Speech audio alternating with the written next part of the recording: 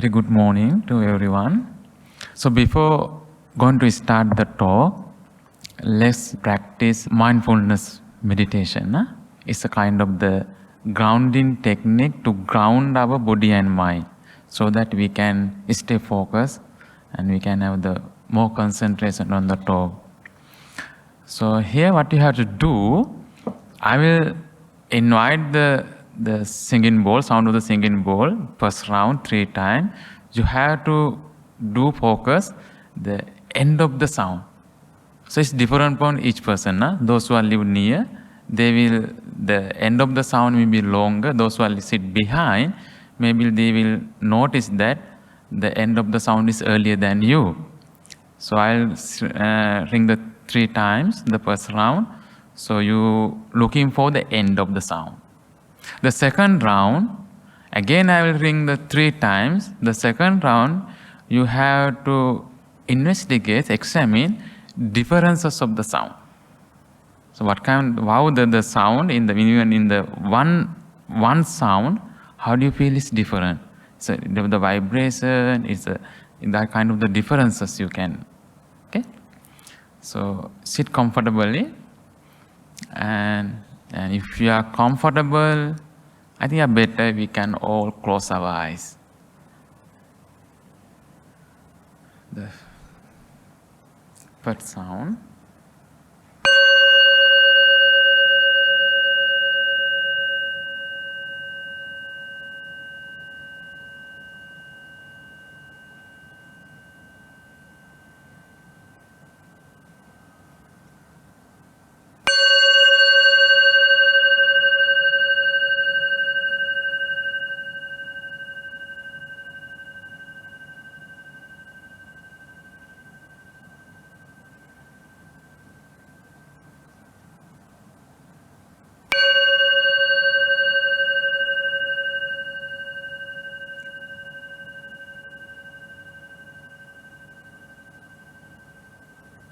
Second round, try to notice the difference even within the one sound.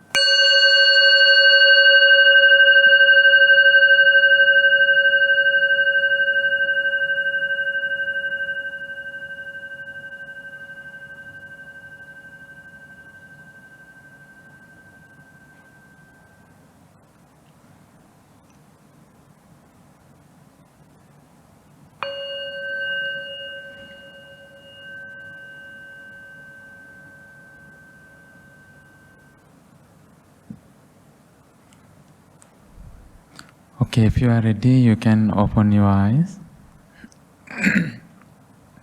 So this is simply how we practice samatha and vipassana actually. Samatha, we focus on something. The first round you focus when the sound is end. We move fully mindful. Second round, we are not focusing, concentrating. We are supposed to examine the differences. So it's a louder or it's a less louder than the first sound, first round. So it's simply, that's how we practice the samatha and vipassana meditation. So it helps us, usually we keep on practicing, so it will help us to ground ourselves very easily. Okay, welcome. Welcome to my 6th Dhamma talk. So probably this will be the last one. So today's topic is very, very interesting one. Why and how should we practice metta? Technically, the term metta refers to unconditional acceptance.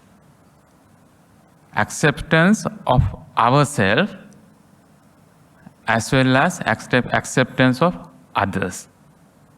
So with positive self-regard, okay? We accept others as we accept ourselves. So it is simply is to love ourselves, and as well as to love others as we love ourselves. That's the, in Buddhist sense, in the Buddhist perspective, we call metta. Metta simply translates as loving kindness or loving friendliness.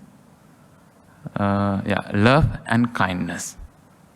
So this is very beautiful kind of thought and very unwholesome thought we as a human being are capable of generating, producing. Okay? So when this thought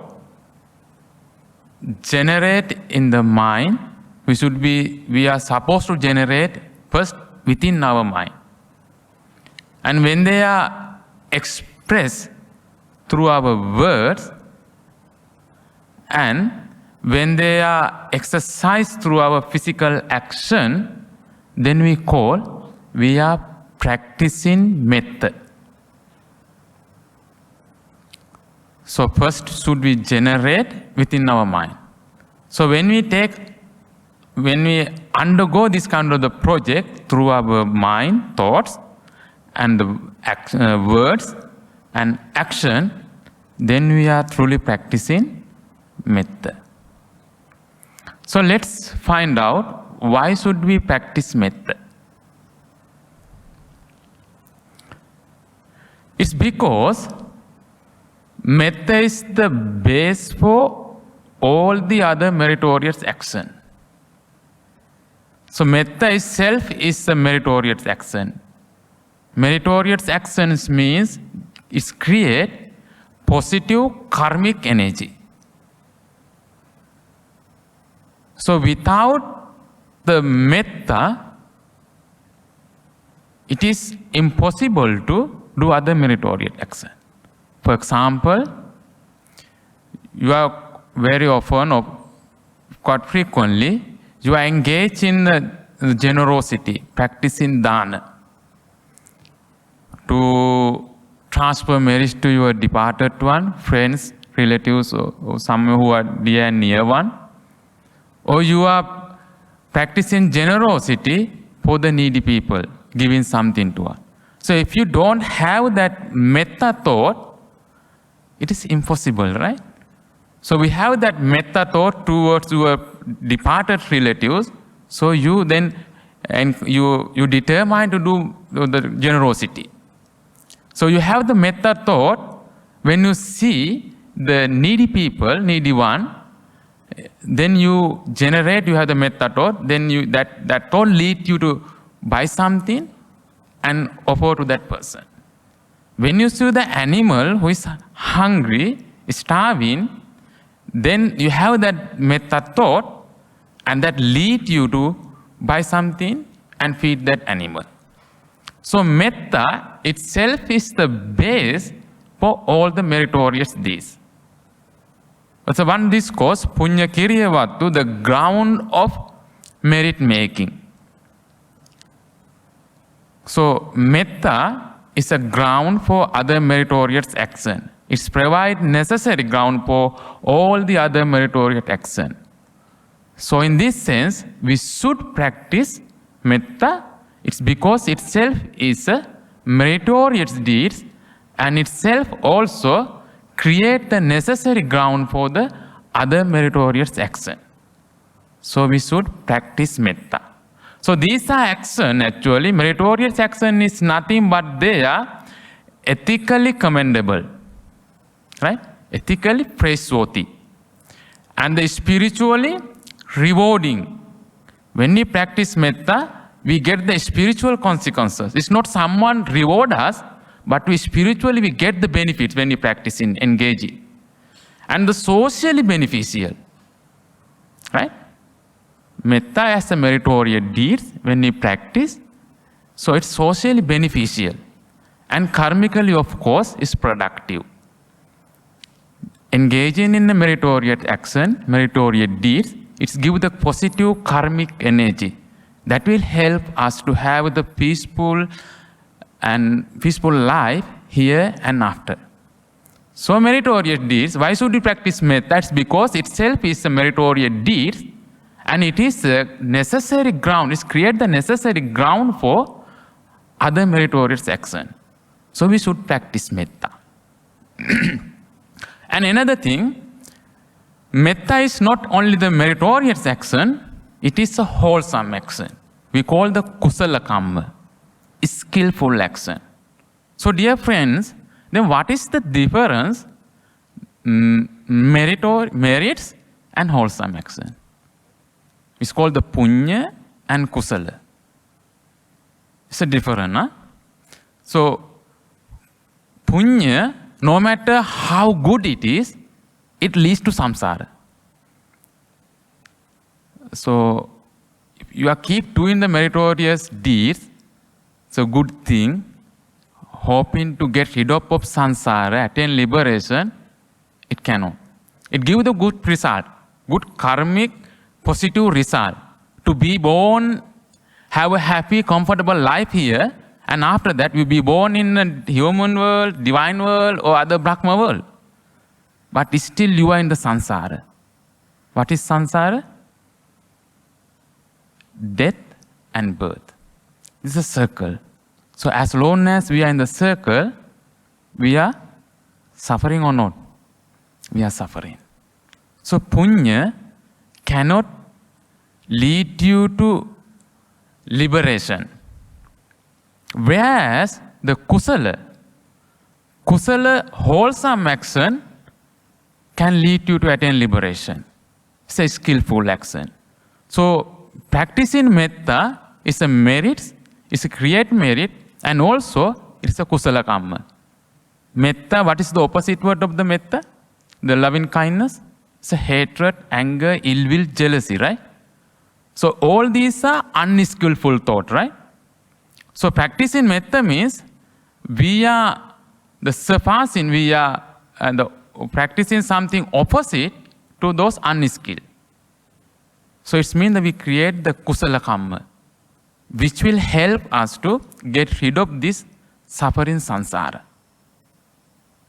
So that is why we should practice metta, because it's a meritorious action and it is create the necessary ground for the other meritorious deeds, and also most importantly, metta is a wholesome action, kusala kamma, skillful actions. So it's bring happiness here and now and after that. And again Buddha says, metta as a meritorious action, ida nandati pecca nandati kata punyo ubayatta nandati. Those who engage, those who do meritorious deeds, action, they are happy in this life. Ida nandati. Because it gives the positive result. It gives us happiness. Engaging in the meritorious action, good action, right? For example, when we give something, this is the most general meritorious deed, right? Offering to the Buddha, the Sangha, monks, or needy people, or anyone, you can help. So how is the thought patterns? It's so pleasant, right? So it is the more pleasant than we are collecting something. When you give something to somebody sincerely, okay, sincerely, it's so important, huh? Sincerely give, genuinely give something to somebody, then the mind genuinely will, the happiness arise. That will last for long. For example, when you feed the needy one, who is hunger for many days, so having seen that person happily receive that packet of rice and have it, and he enjoy that food, and he overcome his hunger. Having seen the kind of the happy thought, the positive thought we generate ourselves, that thought will last for long. Whenever we remember, I feed that person, I help that person, whenever we remember, the happiness arises. So it's a good action. So Buddha says that, idana andati. So when we do the good action, when we are happy in this life, pechanandati, not only this life, after our death, that merits bring us happiness. So Buddha says that the happiness of this life, the comfortable life we are enjoying, is one of the fundamental condition is the karma. Positive karma, again we say, is the merits we did in the previous life. It's one of the fundamental, okay? Not this is the only cause, it's one of the most important cause. So it's pechanandati. And then kata punyo, those who do the meritorious deed, ubayatanandati, they enjoy happiness here and after that. And again Buddha says that, why should we practice metta? Because it is the merit itself, and it's the ground for the other meritorious deeds. And punyani paralokasming patitta honti panina. So it is the merits that will come forward for the well-being and happiness of those who are dead and gone. So when we practice in metta, we generate the merits for ourselves. So that merits come forward. Nobody can help us, right? When you are living, people can help us, we can gain a lot of possession and a lot of things. But when we are about to go, when we are go this life, so nothing can bring us. Only things we can bring us is the merits we generated, we created, we produce ourselves while we are living. So that merits will come forward and help us. So that is why we should practice metta. Tatonan sukha manveti chayavana payini. So merit will come forward to help us, like our shadow, right? It will never bother us. It will always follow us, our own shadow. Even in the dark, we can't see it, but our shadow is there. It's never bother us. So like a shadow, our own shadow, so when we do the accumulated the merits, that will follow us throughout the samsara. Very nice simile parable was given. Buddha, a lot of parable was given. The metta as a meritorious deeds. So one parable is starlight parable. Buddha says that, you know that there are million of stars, right? It says 200 billion of stars in this planet. So nothing is compared to the light of the moon. Huh? So moonlight is brighter than an other star's light, right? So Buddha says that exactly, monks, the merit we created by practicing metta cannot compare with other meritorious action. So by metta itself is one of the great meritorious action we can do.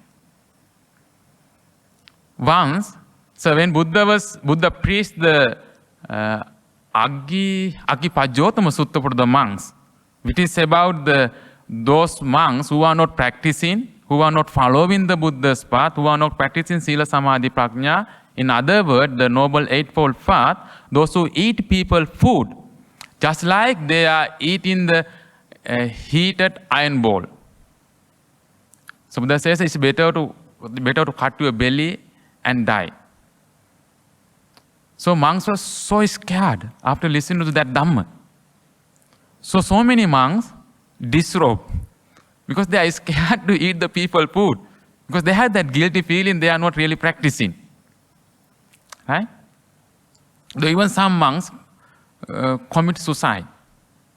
The Buddha noticed that the number of the monks getting reduced. So one day Buddha asked, what's happening here? So Venerable Ananda reported, so after that discourse, monks were scared. Those who are not really practicing, they scared. And they terrified, and they ran away from the sasana order. Then Buddha discoursed another discourse. Those monks, if you practice the 1 second, I don't know, not 1 second, even the millisecond like that moment you practice the metta, then you can escape for that kind of the unwholesome karma. See how powerful is the practice, the metta? Just one moment, you can accumulate a lot of merits. It's immense merit.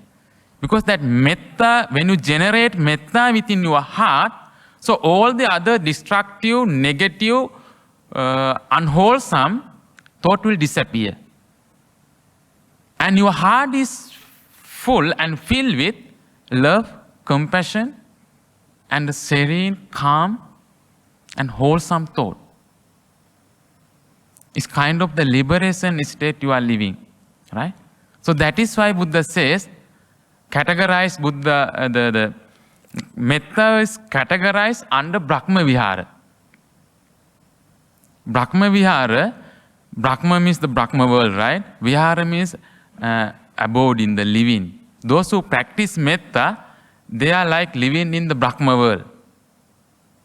There is no hatred, anger, ill will, jealousy, cruelty. It's all about the serenity, happy and calm. So that is why Buddha says we should practice metta. It's because itself is a meritorious deed. It's a powerful meritorious deed, and it is the ground for other meritorious action. So that is why we practice metta. The second thing,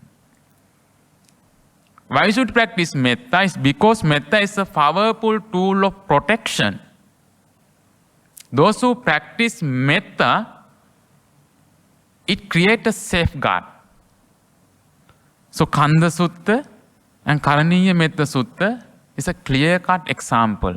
The story of this Kanda and Karaniya Metta Sutta. I think I hope that you probably have heard about these discourses. Huh? So Kanda Sutta, once the monks was bitten by the snake, poisonous snake. So on the spot the monks died. Because of that, the poisonous snake's bite.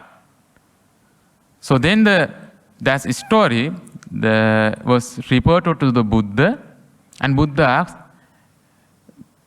did that monk practice metta? If that monk were to practice the metta, he would not have died. It's because of the biting by the snake.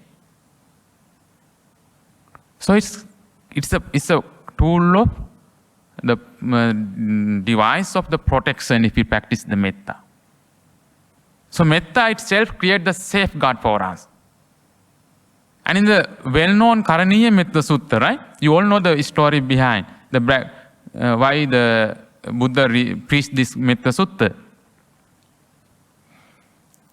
So group of monks was given advice for the meditation technique, and asked them to go to the particular forest and practice meditation. So monks were there to practice meditation, but they couldn't concentrate. So other unseen beings disturbed them. The ghosts, spirit, and other unseen, those devas who live in the rocks, the trees, they disturb. So they cannot attain what they were supposed to attain. So they came back and reported this story to the Buddha. So Buddha asked, monks, you went there without a weapon. So what is the weapon?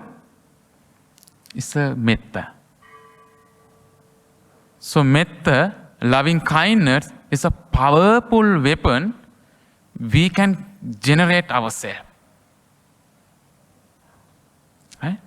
So Buddha then taught the Metta Sutta to them and asked them to recite and practice, and asked them to go back to the same jungle, same forest, and practice metta. Then after that, all the unseen being, those who disturb them, and assisted them, become assistant. So metta itself is a very powerful tool. It's a powerful weapon. Even nowadays, the forest monk, the Sri Lanka, Myanmar, and Thailand, those who live in the deep jungle, they are full of poisonous snakes and other animals. They don't carry the weapon, and they don't even accompanied by other lay people to protect them. They themselves go there and practice. Even they don't carry in the stick. So how they protected? How they protect? They practice the metta. Metta itself is the protection, tool of protection. So that is why we should practice metta. It give us kind of the protection. So if you were to practice metta, you would be protected against negative karmic forces. And karmically we are protected, and ethically we are protectors. That is very obvious, right? If you practice metta, those who practice metta can harm the animal? Cannot, right? No way, right? Because our mind is full of the loving, compassionate thought. So we cannot hurt the people. We cannot hurt the animal. So if we are practicing metta, who are practicing metta can steal somebody, what is not taken, what is not given, can we steal? Cannot, right? Because we equally appreciate, we are practicing the metta to other people. We love other persons as we love to ourselves, right? We care other person as we care of ourselves. So we are not going to steal anything that is not belongs to us, belongs to me, right? So for the other three precepts, the same, right? So we are then karmically protect and ethically protect. So when we are protecting the 5 precepts, it's a kusala kamma, and also it's a meritorious deeds. Again, give us happiness in this life and after birth, after death. Buddha says that the sila is a foundation of spiritual path, spiritual cultivation, and also Buddha emphasized in the commentary particularly, it says that if you want to be born as a human, you should live a life, you should live an ethical life, moral life, to be born as a human. So we practice in metta, if we practice metta, if we cultivate metta, that state of mind, so we are protecting the precepts. It means that the happy, comfortable next life is guaranteed, right? So we will born as a result of that practicing ethically and karmically the productive, wholesome life. So as a result of that, we will never born in a lower realm. So how about the socially and legally? Socially, we are protected. How are we socially protected? At the very beginning, I mentioned that practicing metta is not that mechanically we repeatedly, mentally recite the phrases. May I be free from suffering, may I be free from danger. It is not, right? We have to generate that thought at the first stage in our mind, and we have to express that thought through our words, and we have to exercise that thought through our physical action. This means metta in action, right? So in the society, when we are practicing metta, our thought pattern is very peaceful. And we don't use the harsh word, vulgar word, the F word when you communicate with other people, right? So people don't like to hear actually. Each people, everyone, every human being like to be respected, like to be talked nicely. We like to hear, right? I personally like when people talk to me nicely. I talk to other people nicely. Yeah. So that's a very general thing. So how about the actions also, right? Nobody like to get hurt, even ourselves, when we compare to ourselves, right? Nobody like it. So when we practice in Metta means, our actions, the mind and bodily, physically and mental actions are very peaceful. The people like us. So we are then socially and legally, we are protected. So that is why we should practice Metta, loving kindness. The third point, why we should practice Metta is because it's the antidote to destructive thought. That's very obvious, right? So Metta is a remedy for the anger, ill will, jealousy, all the destructive thought. Buddha says that mind is the forerunner for everything, right? In the Dhammapada, the first verses says that, first two verses, Mano Pubbhangama Dhamma, mind is the origin of everything. We experience the world through our mind, and we react to the world also through our mind. We get the data from our five sense faculties, but they just the doors of sense receptions. So mind, we experience the world through our mind and react to our worlds. So what happened then? Our perception, when you receive the data with a disordered mind, when you get the data in the wrong way, our reaction, how about our reaction? Reaction also very unwholesome, right? It's a clear problem. So today, so anger, jealousy, ill will, cruelty, they are very common, right? Then fear and anxiety, they are kind of the part of our life. So when our mind is full of anger, jealousy, ill will, cruelty, and animosity, many other type of the defilements, our mind is sick. Mind which is sick create happiness or problem? Problem, right? Mind which is sick create problem. Not only ourselves, it create a problem for those who are around us. So practicing Metta is a medicine. It's a medicine for all the destructive, unwholesome thought. Then again, it is the kind of the tool of protection. So we become miserable and unhappy, and when also might create problem for our loved ones and those who are around us. So if you are not mindful, if you are not practicing Metta, very simple thing itself is enough to create a problem in our family. Very simple thing. But we are not mindful and we are not practicing the Metta to each other, for ourselves and others. So very simple thing. Because we are not practicing, so our mind is full of destructive thought, the simple thing enough to create a big hahu.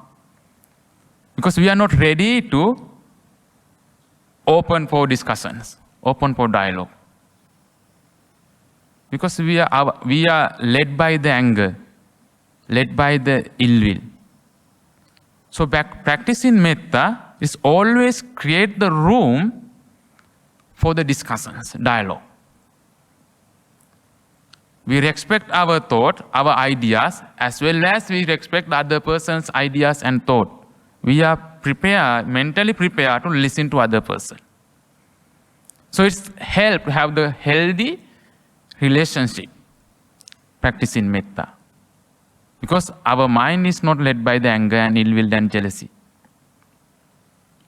So this destructive thought will go to the extent, and of course, when we are not mindful, when our mind is led by the destructive thought, we are tend to do the unwholesome actions.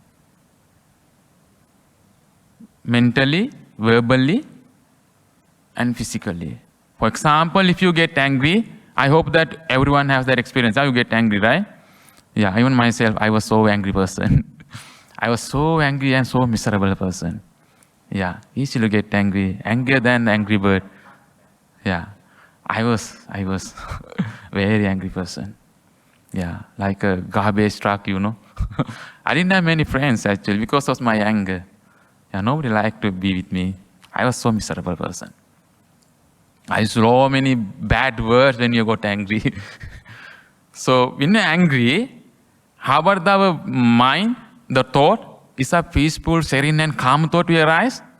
No, right? Impossible. So how about the word? We use the pleasant word when you get angry to communicate other persons. Oh, my dear, darling, we use that word? No, right? It's totally opposite word we use when you get angry, right? Actions, of course. So that is why, dear friends, we should practice metta. So it's the antidote for our destructive thought. And we will guard it by the metta. Okay, why should we practice metta? It's because make a room for healthy relationship. I think I rapidly discussed this point. So I personally believe that any type of the healthy relations is based on two things: trust and communication. Trust is very important. Is trust for very important, not only the family relationship, any type of the relationship. Again, we say that the faith is not the blind faith. In Buddhism, we don't talk about the faith. And the last time, last Friday in the talk, I talked about a little bit about the faith. So the moment we lost the trust, it's the moment of the end of the any type of the relationship. It's very difficult to rebuild that relationship once we lost the trust. And communication, of course. Why we have a lot of problems today in the family? Because we are not ready to communicate. We are not ready to listen to the other person. If your wife want to say something, what happened during the daytime, lunchtime or break time while cooking, what happened through the day, but wife want to discuss with you, your husband. But husband is not ready. Instead of listening, he just shouted at the wife. That's very happening in the East Asian countries. It's different in Malaysia. So even the other way around also, okay, husband want to communicate with the wife, but wife is not ready. Wife is keep nagging. Right? That is common thing. So when we practice metta, we respect, we generate, we create mutual respect. And we are ready to listen to each other. We are ready to communicate. Right? So metta, practicing metta. And also it's because it's bring the peacefulness, practicing metta. It's one of the most peaceful and serene thought we enjoy ourselves when you practice metta. If you ask to practice other type of meditation, you find it's quite difficult to be focused and stay in. But when you practice metta, sometimes you don't know that how fast is the time. So that kind of peacefulness give us. The fifth point, why should we practice metta? Is because metta practice can lead you to born in a pleasurable, favorable realms. That's as the Buddhists, we believe in our rebirth. That's kind of our wish to be born in a happier, comfortable realm, right? Sometimes we do all the meritorious deeds is because of the, not only bring the happiness to this life, wishing the good and comfortable rebirth in our next life. I'm not saying that it's wrong, because we are in the samsaric life. So if we are born in a happier, comfortable, especially the favorable conditions world, so we are able to practice the Buddhism, right? We can create more wholesome. We can shorten our samsaric life. So it's a pleasurable, it gives us the pleasurable and the comfortable rebirth in our next life. The story about the Subha, Brahmin, the young man, approached to the Buddha one day and asked, I want to be born in a Brahma world, so what should I practice? So Buddha says, young Brahmin, practice Metta. When you practice Metta, if you are not attain the Arahantut, as a result of that, you will be born in the Brahma world. Not only that, Buddha says that after that, if you want to enjoy then Brahma world bliss of Brahma world, if you practice Metta, you will enjoy it. That is why Buddha says Brahma Vihara, dwelling in the Brahma world. So that is why we should practice Metta. This will be my last point. Why should practice Metta? It's practicing Metta can bring us 11 benefits. I would say the blessings actually. That's a more familiar word for you, right? The blessings. So out of 11 blessing benefits, 10 you can enjoy in this life. The last one you will get in your next life. So that's a Buddhist discourse sutta called Metta Nisamsa Sutta. Metta means a loving kindness. Anisansa means benefits, consequences. As I said, the blessings. So before Buddha explained what are the benefits of the practice in Metta, the passage was explained, given. There are some words, phrases I highlighted, it's very important, okay? So even, which is Buddha's word, monks, 11 advantages are to be expected from the release of heart by familiarizing oneself. You have to be familiar with that feeling, not the familiar with that phrases. Itself is not enough. Mechanically reciting, merely recitation is not enough. You have to get familiar with that feeling. You have to really mean it. Okay? And with that thought of loving kindness, Metta, by the cultivation of the loving kindness, we have to cultivate it. We have to develop it. Not just mere recitation. And constantly increasing this thought. Constantly, frequently. You have to increase, we have to practice it. And regarding loving kindness as a vehicle, it's very important, no? Like a vehicle. So when you are, how to say that one? When you are learning how to drive a vehicle, at the very beginning you find it's quite difficult, right? You have to remember so many things, you have to, I don't know how to drive a vehicle. So there are 2 pedals, right? So you have to know. And they have to, what's it called, that one? Yeah, steering wheel, right? So that one, and some other gear, and have to be focused on the side mirrors, and here so many things have to do it, right? And you have to consider about the speed and all these things. At the very beginning, we have to so many things to be focused. So once we are master it, all these things come automatically, naturally. Even you don't know that one. When you are the parking, all these things naturally happen. When you speed up, it's naturally happen. When you break it, you don't know actually. So by practicing Metta, when you familiarize, when you cultivate it, and when you constantly increase, then Metta will naturally come. For example, traffic is terrible in KL, right? So nobody like it. Yeah, nobody like it. So when you are about to go somewhere, go to work or go home after work, so when you are driving, somebody cross your way.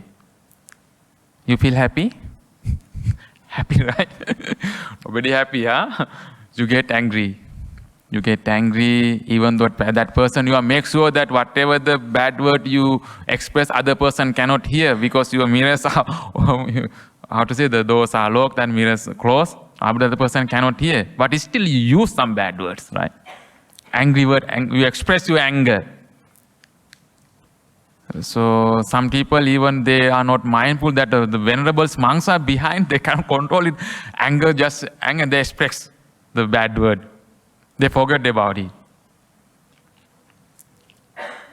So if you have practiced the metta, even in that kind of the unpleasant situations, you are not get angry. It's like you are learning how to drive in the vehicle. So after master driving, you don't have to, it's automatically everything happen, right? It spontaneously happen, how to brake it, how to slow down and everything. So when practice metta, any type of the unpleasant situation you encounter, the metta will have there. So there's no room for the anger then. There's something to be treasure actually. If you have the metta, it's a treasure for you. It's a precious things for you. And living in conformity. So you have to live, not just only the verbally recite, you have to live according to the anger. You have to apply that the phrases you recite to your daily life. When you are talk, when you are communicate with other people, when you are doing any other physical actions, you have to get. And put in these ideas. Ideas mean that process, may I be free from suffering, may other people free from suffering, may I be safe. So we have to, this idea put into practice and establish. So if someone practice metta like this, who will enjoy 11 type of blessings. I'm not going to explain each one, okay? It takes a lot of time. So now almost 11. So Sukham Supati. And second one is Sukham Patibujjati, Napapakam Supinam Pasati. So first three you see the related to the sleep. One sleep happily, one wakes up happily, one sees not bad dreams. So first three related to the sleep. So sleep is very important. It's a kind of the refreshing, right? So we should not underestimate our sleep. So today the insomnia, right? The big problem, right? I had suffered insomnia, chronic insomnia for many years. So I said that I was an angry person, nah? So as a result, I was suffered many years. Insomnia, chronic insomnia actually I suffered. Until I in the Buddhist counseling and counseling to myself and practicing the metta. Until then I was suffer insomnia. And insomnia today become a very successful, the medical, how to say, the commercial thing, right? Become. So many people take medicines for the insomnia. So 2,500 years ago, Buddha told the medicine for the insomnia. See the three things: sleep well, and you wake up fresh. Sometimes even though we had the long hours of sleep, when we wake up, we don't feel that enough sleep, right? Yeah. It's because in the sleep, the lot of thought is still going on. So we'll never see the bad dreams. The nightmare is a very common thing for many people. So if you practice metta, so you will enjoy these three. The says that the simile is given, explained in the path of purification. Says that like entering into the meditation attainment when you sleep. And you wake up like lotus opening. It's a very fresh when you wake up. And you will see the auspicious dream. Listen to Dhamma. Is it auspicious? Or you have a dream that you won a lottery. Is this auspicious? So auspicious dreams means that you are in front of the Buddha, listening to Dhamma, discussions, so many things. You are living in the happier family life, the auspicious things. So we will have it. The Manusanam Piyo Hoti. The fourth benefit, blessing you get it. One is dear to the human beings. I explained this point. When you are in the society, our mind is full of metta, compassion, and loving kindness, full of love, our mind. And our words are so pleasant and pleasurable. And we use the nice word to communicate with other people. Our, of course, actions, not hurting anyone. People like it, right? People start to like it. We want to be with some kind of the person. We never want to be with the person who is very miserable, right? Miserable means create a problem. So people will start to like it. And amanusanam piyo hoti, not only human being, non-human being, not the ghost only. Ghost also like you. It's scary. No, it's not the ghost actually. Non-human being, amanusanam, non-human being, including the devas, animals. Yeah, even animals, they can sense you. I think that is why the monks who practice in the Dhutanga, kind of the austerities, when in the jungle practicing meditation, that's how they are protected by the dangerous animals. Because animal can sense. I remember in the Thailand when you are going to the forest meditation practice for the Dhutanga, we were asked to avoid eating any kind of the meat and other. We asked to be a vegetarian.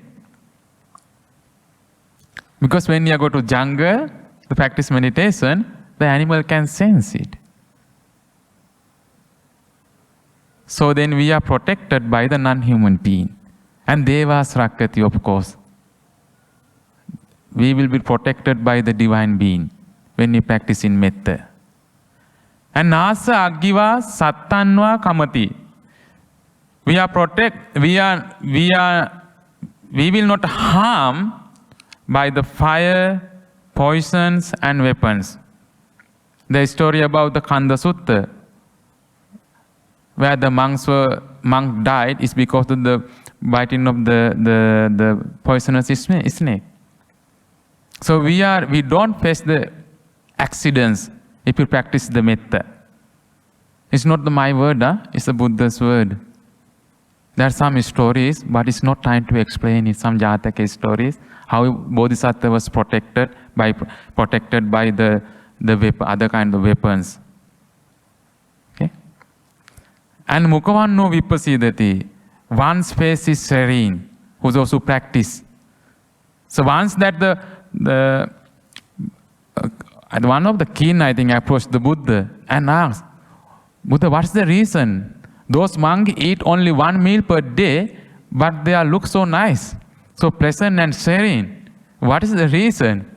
The Buddha says, these monks are not worried about the past and worry about the future. They are practicing the metta, living the present moment.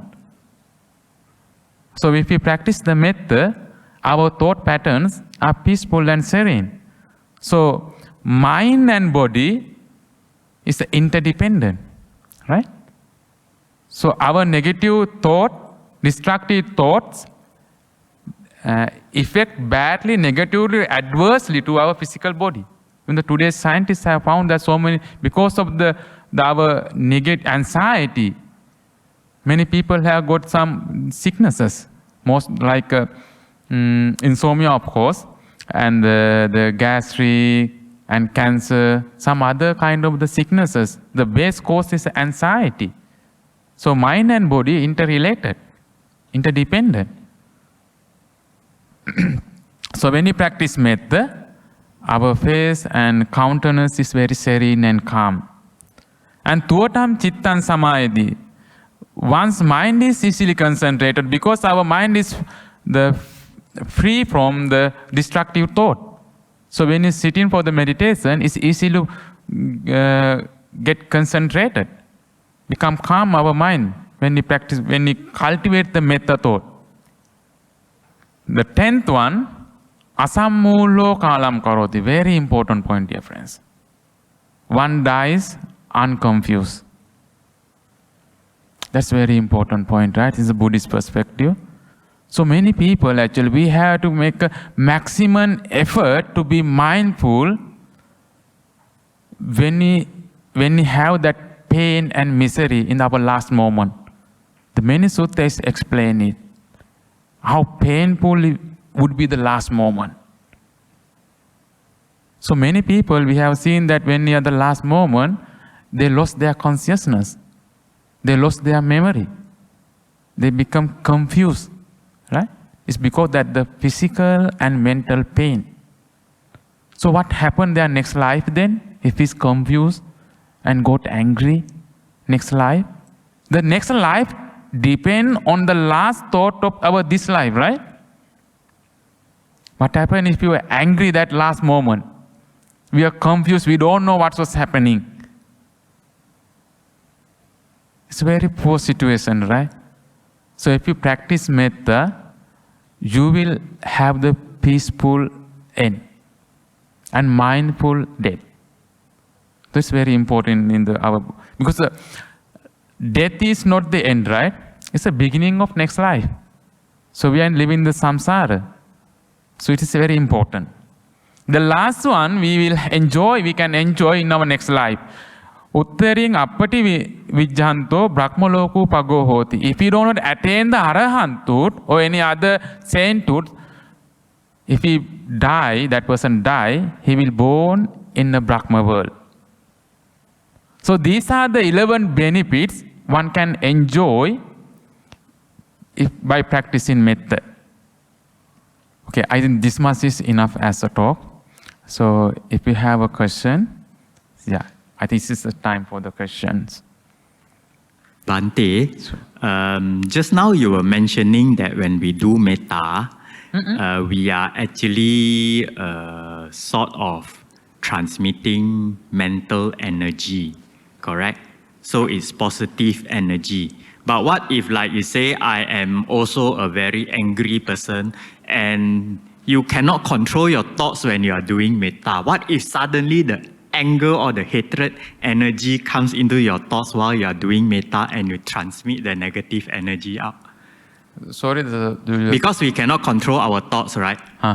Yeah, so if we have a lot of negative thoughts keep on coming in, so is it advisable for us to do Metta at that time, or what is your advice? When the moment because that you have the angry thought, yeah, it will be conflicting thoughts. Okay, I got it.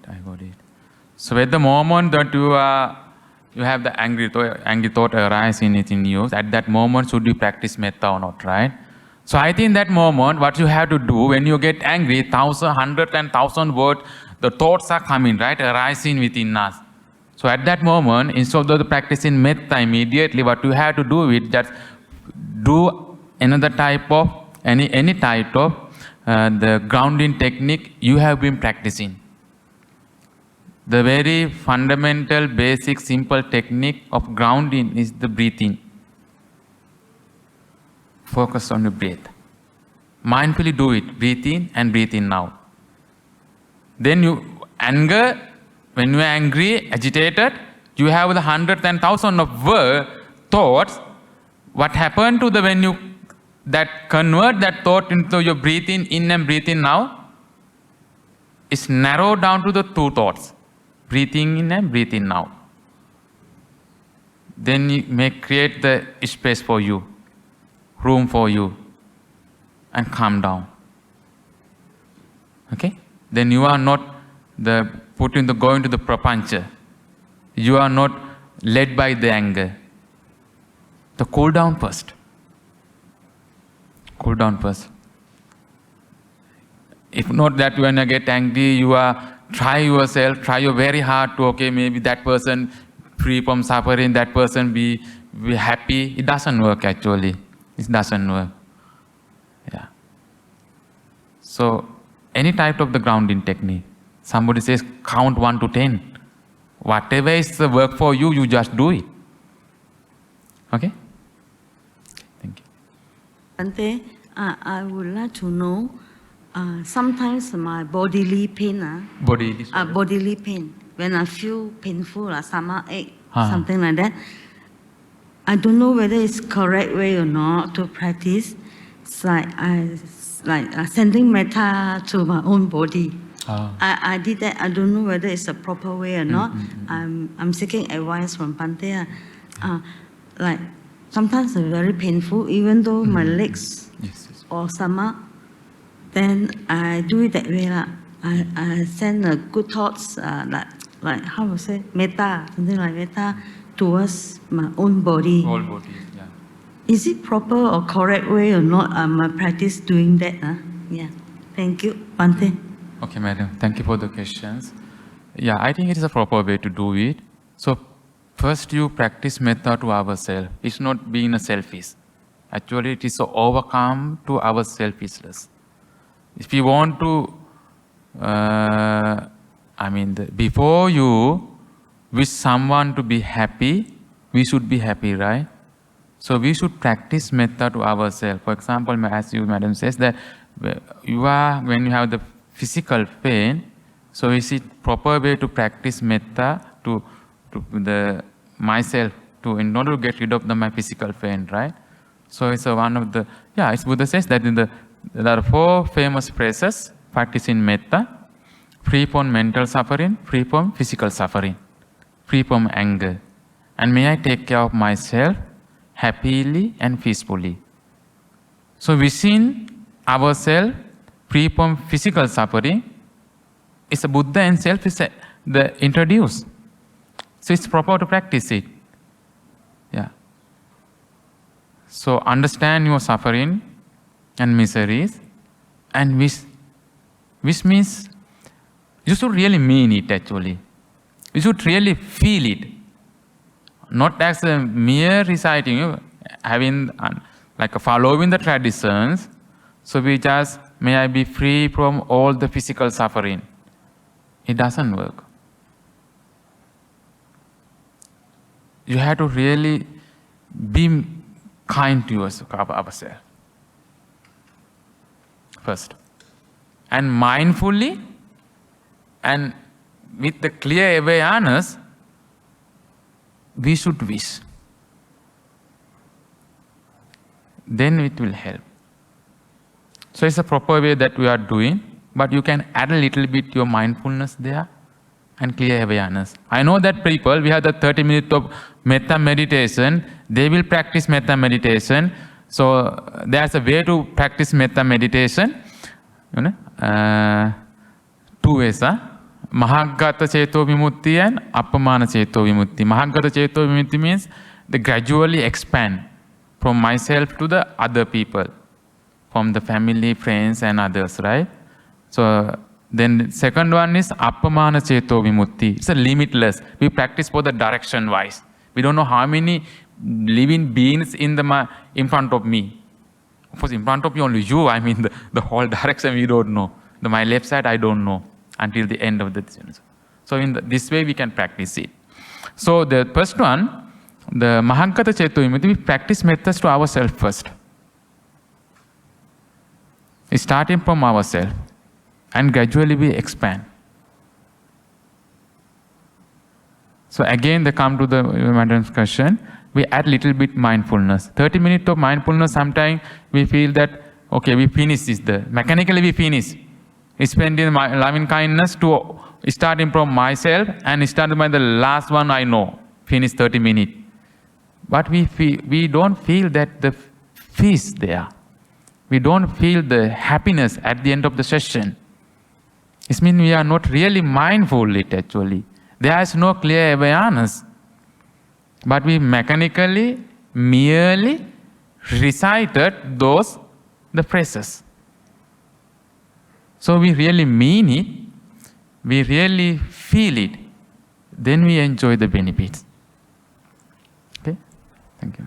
My friend who is a caregiver together with her mother. Caregiver for the bedridden father.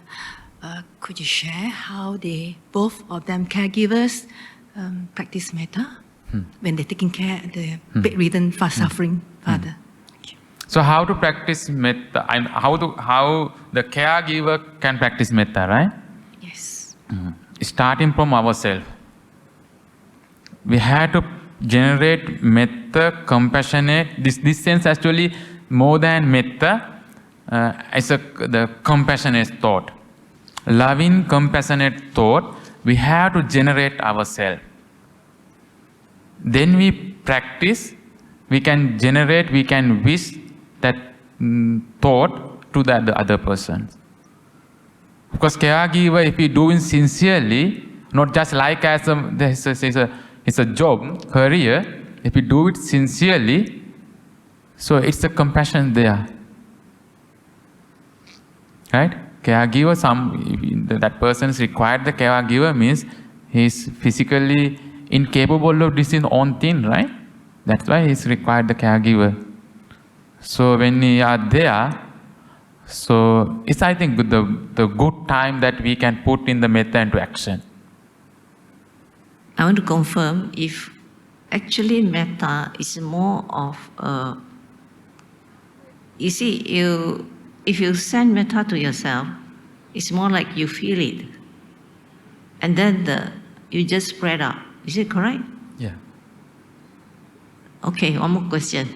I meditate daily. So my husband is not. Sorry? My husband is not. Okay. So he plays he always see the television.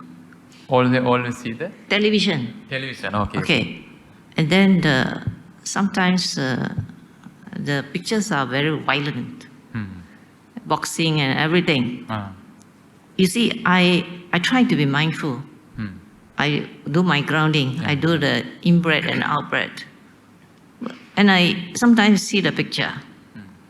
So sometimes I could have control, but sometimes not. Sometimes I see the boxing and it's all bloody everywhere. I noticed, I said, I feel sorry for these people. They have to earn a living fighting away like that. It's very pitiful. I'm very lucky. I don't have to do that. And then this is okay. I think I'm okay. But the singing part, I cannot seem to have control. Singing part? Singing. Sometimes he plays the music. And then I just cannot. Yes, it's disturbing. I notice after I walk away, I still hear the singing in my mind. When you're in the meditation as well? No. After I walk off. After I walk off, then I notice the song is playing in my mind. So I just wonder if you have some method for me. Thank you. So your first question is start in the metta for yourself and then expand and spread that metta to others. That's the proper way to do it actually. Yeah? So always we should start from ourselves. If we don't have something, so we cannot give others, right? So we should be a happy person. Metta yourself and practice spread to others. The second one, it's also, okay, I put it this way. Even though you end up your session, you still hearing singing and make you a little bit irritated, agitated, and anger, and the kind of resentments there, right? So it's because you are practicing metta. It's not like not supportive to your practice. So you are not in a conducive environment to practice metta. So I mean, your metta is not strong enough. So it's a good place you can check your meditation, right? So it's something that even though when you are not meditating, you are you finish your session, you still have the unpleasant thought is because of that how your husband's behavior, that which is very normal for him, right? So practicing metta doesn't mean that we should always encounter favorable, conducive environment. If everything is pleasant, comfortable, I think we don't have to practice metta, right? Right? We never get angry, right? Why we have to practice metta? We always, quite often, we encounter is totally opposite. Unfavorable situations that create a lot of miseries, the physical and mental miseries, problems, right? So that is why Buddha says practice metta. Because the society you are living is not the favorable situation, conducive place. It's create a problem. Even the Buddha asks monks, even though you go to jungle and practice, you should come after a while. You should sometimes you come to the village and city. You should live there, not living always in the jungle. Why? As long as we are in the jungle, there is no unfavorable conditions. There is no way to check our practice. We feel when we are in the, I hope that you all have attended the meditation retreat.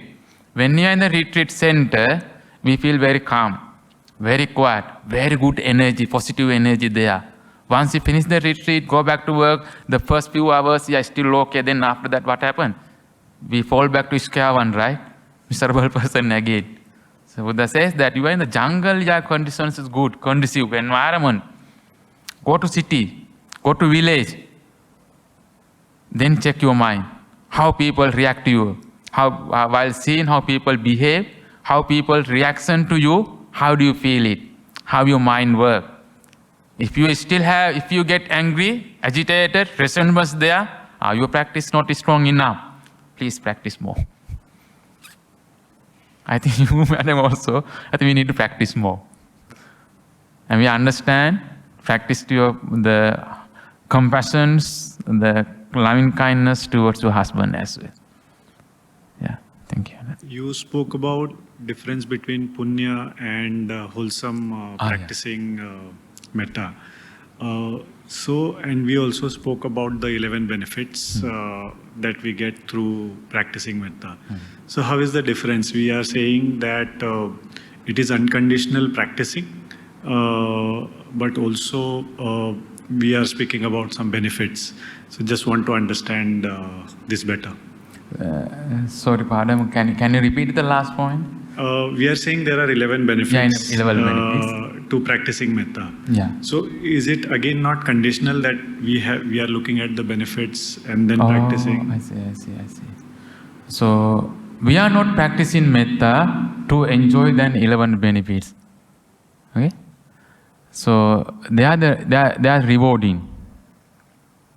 Of course, by knowing the benefits, knowing the consequences and practicing is a good thing, but we are not craving for that. Okay, we are not craving to achieve. But in the Buddha says that the chanda should be there, will. It's not the defilement, it's not the craving, it's not the attachment or clinging. We should have the willpower, right? The chanda. So we should know that the consequences.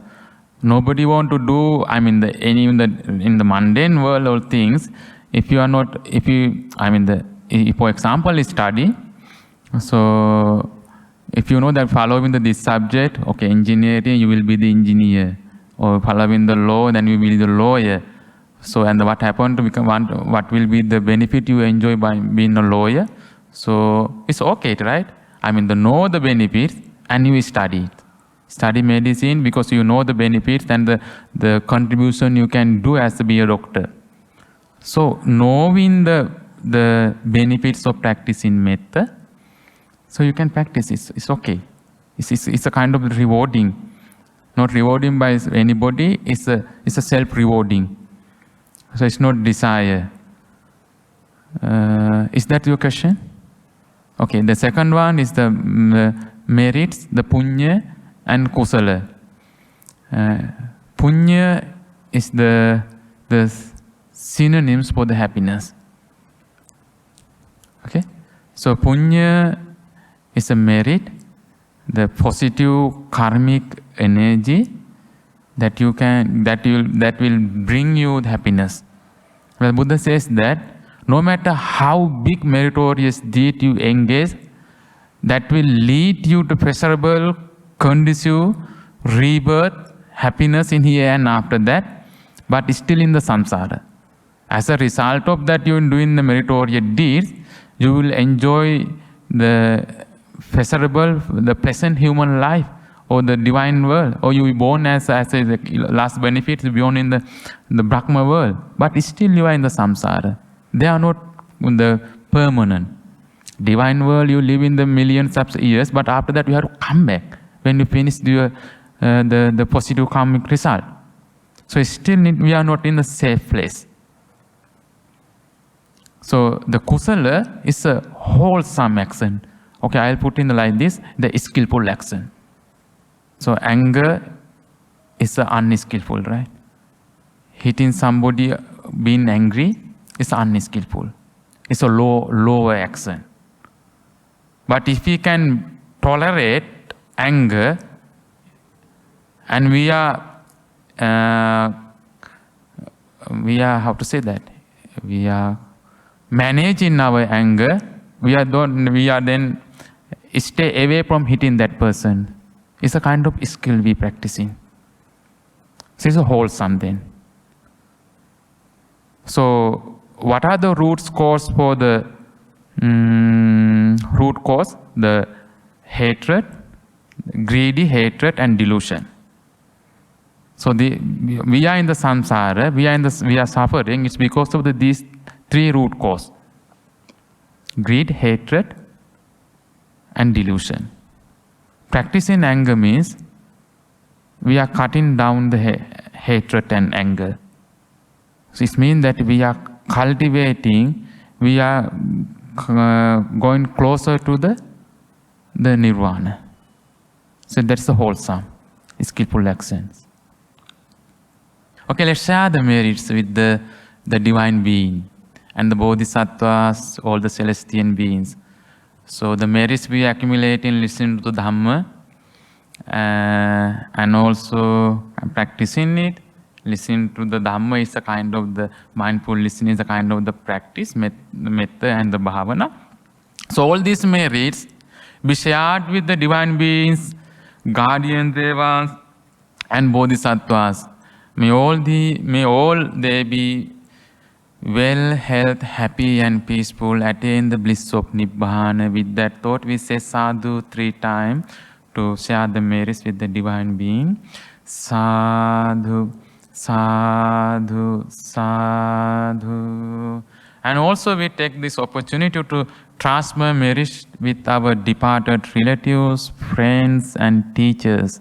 We extend our loving, compassionate thought towards them. So may all my relatives, friends, teachers rejoice these merits, and having rejoiced these merits, if they happen to born in a lower, uncomfortable realms and world, they will be born in a happier, comfortable, divine world. Finally, may the merits will helpful them to have a smooth samsara journey towards bliss of Nibbana. With that thought, we say sadhu 3 times to reach. Sadhu, sadhu, sadhu. And also may all these merits be upon you. May the triple gem bless you. May the devas protect you. May the bodhisattva guide you. By the power of the merits, may you be wealth, health, happy and peaceful. And also may the merits will helpful you to have a very smooth samsara journey towards bliss of Nibbana. With that thought, to rejoice the merit, please say sadhu 3 times. Sadhu, sadhu, sadhu. I will recite some blessing stanzas in order to bless you. Bhavatu sabbha mangalang rakkantu sabbha devata sabbha buddhanubhavena sadha sonti bhavantu te. Bhavatu sabbha mangalang rakkantu sabbha devata sabbha dhammanubhavena sadha sonti bhavantu te. Bhavatu sabbha mangalang rakkantu sabbha devata sabbha sanghanubhavena sada sonti bhavantu te. May the Buddha bless you. So thank you so much for coming and listening to them. Okay.